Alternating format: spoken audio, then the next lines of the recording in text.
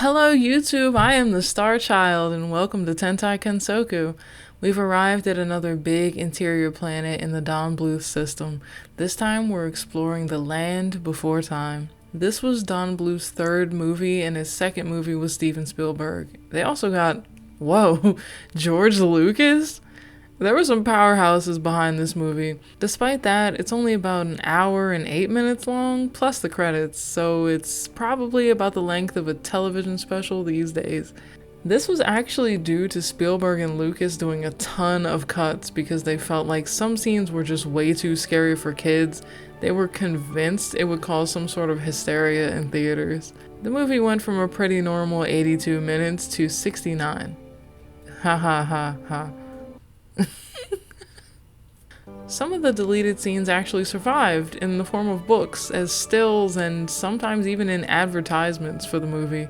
There have been some animation cells and drawings that have surfaced online, but the scenes in their full glory are said to have been destroyed long ago. A lot of ideas were bounced around before the final product we know and love. Originally, Bluth and Spielberg wanted to make something similar to Bambi, even considering not having the characters speak at all. This idea was scrapped, however, to make it more appealing to kids. They also considered having the 5 main characters hate each other due to something similar to racism, since they're all different species. This concept actually did survive to a degree in the proud Triceratops character Sarah, which was learned from her just as proud father. There was also an idea where the group would be searching for an ancient dinosaur instead of the Great Valley. This was the first of 2 movies that sweet little Judith Barcy did voice work for before her tragic end, the other being All Dogs Go to Heaven, another Don Bluth film. It's also the only Don Bluth movie that didn't feature the voice of Dom DeLuise. It hasn't been stated the reason for this, but it's likely due to the fact that he was doing voiceover for the character Fagin in Disney's Oliver and Company, which actually released on the exact same day in 1988 as The Land Before Time. This movie is actually the only one in the Land Before Time series that wasn't a musical. Speaking of the others, this planet has a lot of sequel moons, with a whopping 13 direct-to-video sequels and a TV show. This franchise could honestly be its own system at this point, but the nostalgic energy just isn't strong enough for the other movies, so it ended up kind of being like Jupiter with a bunch of kids. Don Bluth, of course, was not involved in any of these sequels, but neither was Spielberg or George Lucas, though Spielberg's company Ambulation did do work for the TV series. The movie begins with a sequence of a lot of prehistoric creatures. It has this really awesome blurry effect that gives it a dreamy vibe, as if you're reaching into the depths of your memory to find it. We also have a narrator this time who pops in occasionally to give exposition and context when needed. He tells us that a drought and famine has hit the land and presents the idea of the Great Valley, a land that is still abundant and green. All the herbivores, or leaf eaters, started migrating to find this land, stopping only to hatch their young. This is where we get our first glimpses of the main characters: Ducky, a Saurolophus, Sarah, a Triceratops, and our main boy, Littlefoot, an Apatosaurus, or Brachiosaurus. Littlefoot's egg is actually about to get snatched, but his mom prevents this. Unlike the others, he's an only child, and actually, his herd only consists of his mom and grandparents at this point. The next scene, we see Littlefoot a little more grown up, and his mom tells him that there's not a whole lot of food going around these days, and again brings up the Great Valley. This leads to a scene that exists in millennial memories all over: the tree star. Now, I know it's just a leaf, but did anybody else want to eat this thing? They just make it look so good. Anyway, Littlefoot asks his mother if she's ever been to the Great Valley, and she tells him that she hasn't. He then questions if it's even a real place, and she says something about seeing it in her heart instead of her eyes or some shit, which comes up later on in the movie. Littlefoot's about to chow down on that delicious ass tree star, but then he's interrupted by the sound of laughter, and this is where we meet Sarah. He's excited that there's another kid around to play with. She gets pissed on by a bug and then he laughs at her, causing her to charge at him. Her dad jumps in the way and reveals, oh snap, he's racist, saying that 3-horns never play with long necks, which honestly sounds like a slur until Littlefoot asks his mom what that even means, and then she's just like, oh yeah, that's us. Blackbirds play with blackbirds and doves stay with doves. Obviously, the sciencey names didn't exist back then, so they all have these names that they call themselves and each other.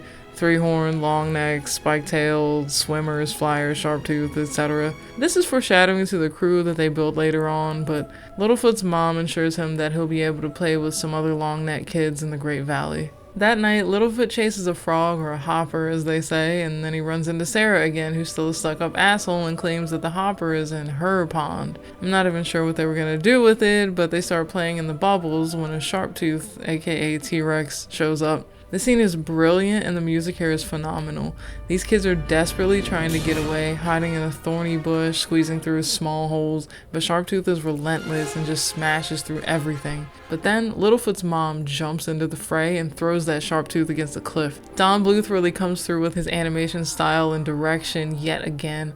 His action scenes are always a work of art. It's got that signature orange-red lighting and frantic movements as the kids try to run away to avoid getting trampled, while Littlefoot's mom is just throwing her all into this Sharptooth to protect them. He then jumps onto her back and takes a sizable chunk out of her as she throws him off a cliff. Suddenly, an earth shake, as they call it, starts, and the ground begins to shift and crumble beneath their feet. Sharptooth catches sign of the kids and chases them again, but all three start to fall off a crumbling cliffside. Littlefoot's mom catches them in the nick of time, and she and Littlefoot run to safety as Sarah runs towards her dad, who was off screen somewhere, I guess. We see everyone else pop up as well as the earthquake gets worse, and the narrator tells us that it split the land and divided herds, separating Littlefoot and his grandparents as well as Sarah and her parents. Now this.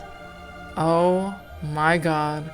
This scene absolutely traumatized every 80s kid and 90s kid who saw this movie way before The Lion King. And man, is it still sad as hell to this day. Littlefoot's mom's death.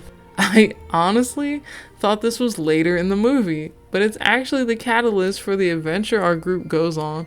He finds her laying on a rock in the rain and begs her to get up. With the last of her strength, she asks him if he remembers the way she told him to go to the Great Valley, and then tells him that she'll always be with him even if he can't see her, and then she just succumbs to her injuries. The scene fades out with Littlefoot crying out for her. I got chills watching that after all this time. It's just one of those things that sticks with you, man, I swear. Don Bluth did not underestimate little kids. All of his movies have some kind of dark as hell scene, or they're just dark as hell, and I love him for that. The next morning, Littlefoot runs into a dino named Old Rooter and laments his feelings about his mother's death. Rooter tells him that it's no one's fault and gives him some sage advice about keeping his mother close to his heart and that the pain will subside. This character was actually added in to kind of grief counsel for the kids who just watched that tragic scene of Littlefoot's mom dying. Remember that? Ugh. Anyway, we find Littlefoot later grieving his mother and even being way too sad to eat as a little pterodon attempts to share a berry with him to cheer him up. A sign from the sky in the form of another tree star falls in front of Littlefoot, and he hears the words of his mother telling him the way to the Great Valley. This movie does a great job of just showing how grief works for little kids. He spends a lot of time being sad, even mistaking his own shadow for his mother's, before eventually coming to terms with it and continuing his journey. He runs into Sarah again and tells her that there's no way to get up the other side of the cliff, but she's still stuck up and wanders off on her own, still talking about how three horns don't fuck with anybody else. Littlefoot gets all depressed and lets her words get to him, but that soon melts away as he meets Ducky, who refers to herself as a big mouth, but I think they're also called swimmers and duckbills on occasion. She's all excited to meet another kid and then tells him how she also got separated from her family. Littlefoot tries to get rid of her by saying that long necks don't talk to other dinos, and she just doesn't seem to care about all that noise, so I feel like Sarah's family is legit just racist. The two head off to the Great Valley after Littlefoot tells her that his mother mentioned that all the herds were heading that way, so it's likely their parents are there as well. Ducky's speech pattern is iconic, by the way. I remember so many people in school doing her little yep yep yep thing, and we all just knew what it was. Next, we meet Petrie, a flyer who can't fly yet. The three make fast friends. Next, we cut to Sarah, who had just found her way to the bottom of that chasm that old Sharptooth fell into. She just starts screwing around with him for some reason and headbutting his corpse, except this asshole isn't actually dead, so she basically just woke him up. Going back to the others, Petrie starts annoying Littlefoot by sitting on his head and messing around with the tree star. Ducky tells Petrie that it's a gift from Littlefoot's mom and it's very important. Petrie decides he'll take care of it, but Littlefoot is already pissed off, so he starts running and trying to throw Petrie off and yelling at him to make him fly. They get stuck in the skeleton and literally run into Sarah. She decides to act like she didn't run away screaming just now at the sight of Sharptooth waking up and tells a story about how she kicked his ass. In the middle of her theatrics, she ends up flinging Ducky a little ways away where she finds a single egg and some grass. She decides to help him hatch, and this is where we meet Spike, our final kid, a spiketail. He doesn't speak since he just hatched, but his thing is that he eats. A lot. All the time. Our group is finally complete, and Littlefoot tells them all that where there's water, there's tree stars. They actually find a small forest of green food, and after mistaking it for the Great Valley, they watch in disappointment as it's decimated by a group of older dinos. Everyone laments the loss of food, but Littlefoot assures them that this can't be the Great Valley. They go down and find one tree that still has leaves on it and struggle to get the leaves down, while Sarah laughs at them instead of helping. They manage to get a decent amount of food down, and Littlefoot invites Sarah to come eat. She insists she can get it all on her own to no avail, but Littlefoot spares her ego and throws some of the food down there when she isn't looking. After they eat, Sarah settles down to sleep and starts mocking them all about Sharptooth, and believing her stories about being a badass from before, everyone decides to go sleep around her thinking it'll be safe, leaving Littlefoot all alone. This doesn't last though, because one by one they all end up curling up in a pile with him, even Sarah. They're awoken by Sharptooth the next morning, even though Littlefoot still doesn't believe it until he sees it. His tree star is destroyed in the fray, but they all get away in the nick of time and ended up finding a rock that looks like a long neck, which is part of the directions Littlefoot's mom gave him. The group decides to continue following Littlefoot even though he was wrong about Sharptooth, mainly because he's the only one who knew the way. Sarah, thinking she knows better than Littlefoot, starts a fight with him about how there's a better way, and they straight up start scrapping with each other until she knocks him down. He yells at her that the group didn't want her with them anyway as she goes on her own way, but everyone just follows her thinking that her way is easier. Littlefoot continues following the directions his mom left for him.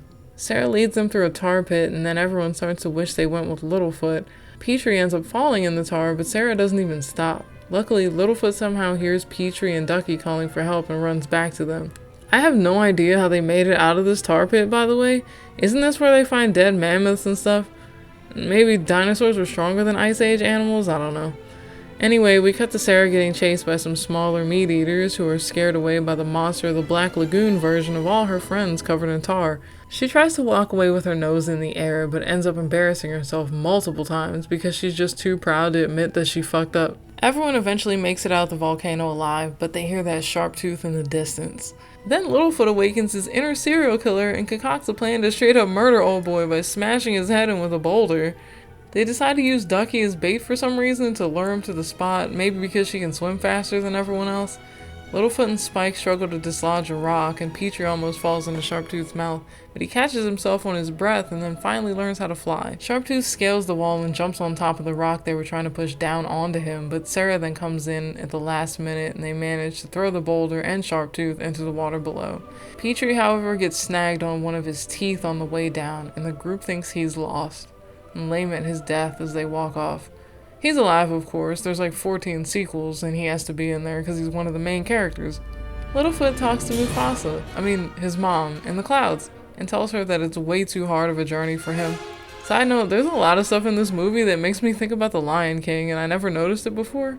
But this movie came out like way before, so was Disney like snooping on Don because he used to work there, or...